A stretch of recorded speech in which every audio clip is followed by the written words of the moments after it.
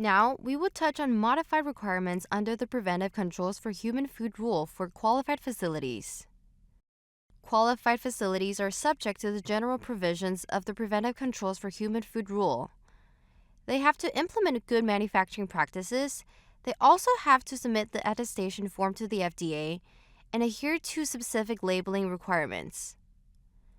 Additionally, they have to follow record-keeping procedures that apply to GMPs to support their attestation and comply with local or state regulations.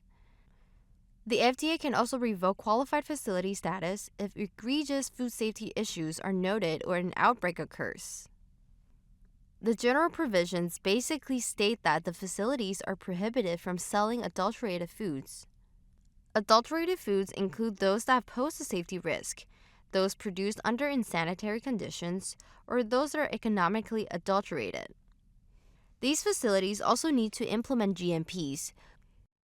One of the previous modules focuses on GMPs, so you can go back and review them.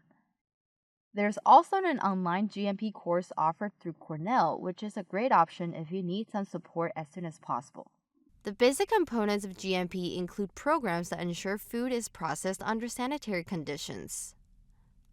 Documentation for a qualified facility includes the attestation form and supporting documents, as well as documentation indicating that the facility has identified hazards and is implementing controls or is complying with applicable non-federal food safety laws. Qualified facilities are required to keep records related to their status, as well as those related to implementing GMPs and other food safety-related documentation. These records must be accurate, legible, and indelible, and they need to be retained for at least 2 years and accessible for FDA to review upon request. The FDA can revoke qualified facility exemptions. This can occur if a foodborne illness is linked to the qualified facility or if conditions in the facility, at the FDA's discretion, pose a risk to human health. Here are some resources.